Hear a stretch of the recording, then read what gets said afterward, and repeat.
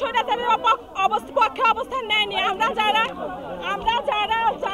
গুলি করেছে আমরা নিম্নপদস্থ কর্মচারী, আমাদের কারো ক্ষমতা নেই এক রাউন্ড ফায়ার করার। বিসিএস কর্মকর্তারা আদেশ দিয়েছে, সেই আদেশ শুনে আমরা ফায়ার করেছি। আমাদের ভাইরা মারা গেছে, আমরা তার বিচার চাই। আমাদের ভাইদের রাষ্ট্রীয় মর্যাদা দিতে হবে, যারা মারা গেছে তাদের শহীদের মর্যাদা দিয়ে তাদের দাফন করতে হবে, আমাদের এটা দাবি। মানতে হবে, বাস্তবায়ন করতে হবে, মানতে হবে, আমার ভাইয়ের রক্ত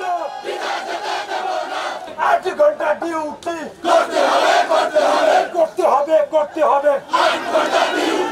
আমরা কেন নিপীড়িত, আমরা কেন নির্যাতিত, আমার ভাই লাশ কেন, আমার ভাইয়ের রক্ত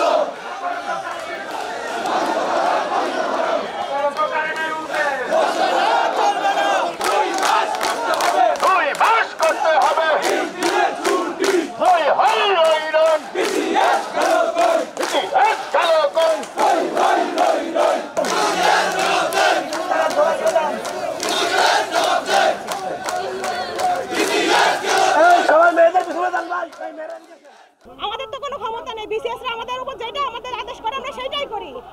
আজ কেন তারা বলো তো, কেন তারা আমাদের দায়িত্ব নিল না, কেন আমাদের ভাই বোনরা মারা গেল?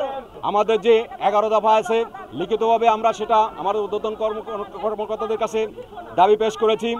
যদি দাবি বাস্তবায়ন করা হয় সেক্ষেত্রে আমরা আমাদের যে কর্মবিরতি আছে সেটা প্রত্যাখ্যান আমরা সেটা উইথড্র করব। আর যদি না হয় তাহলে কর্মবিরতি আমরা চালিয়ে যাব।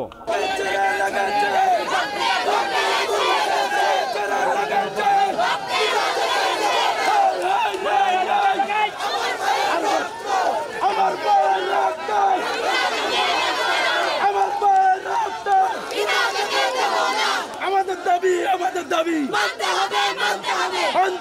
মানতে হবে,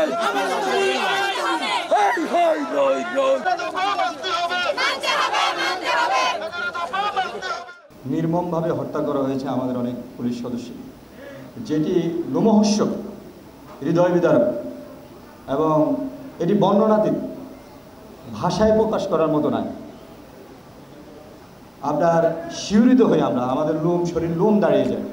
এমন বিভৎসভাবে আমার এই পুলিশের সদস্যদেরকে নির্মমভাবে হত্যা করেছে।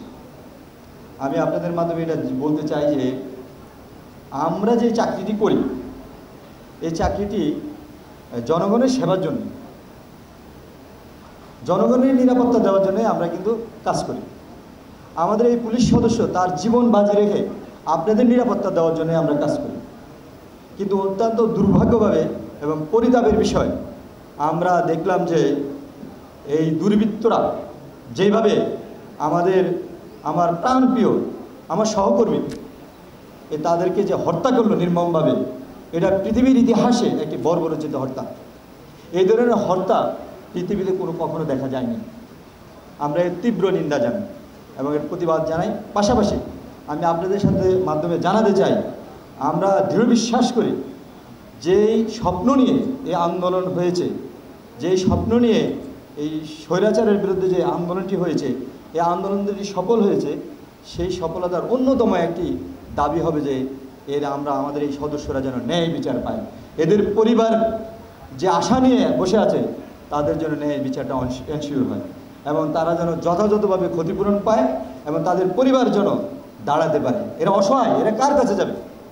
এই পরিবারের একমাত্র কর্মক্ষম ব্যক্তি এই সদস্য, তার শাহাদাত বরণের কারণে তার যে পরিবার আছে, তার বাচ্চা আছে, ছেলে আছে, মেয়ে আছে, মা বাবা আছে, এরা কোথায় যাবে, কার কাছে যাবে? আমরা এই সরকারের কাছে এবং আমাদের ঊর্ধ্বতন কর্তৃপক্ষের কাছে এই বিষয়গুলো উপস্থাপন করতে চাই এভাবে, যেন তাদের মৃত্যুর সঠিকভাবে তদন্ত করে যারা এটার সাথে জড়িত তারা যেন ন্যায় বিচার পায়, তাদের জন্য দৃষ্টান্তমূলক শাস্তি হয়।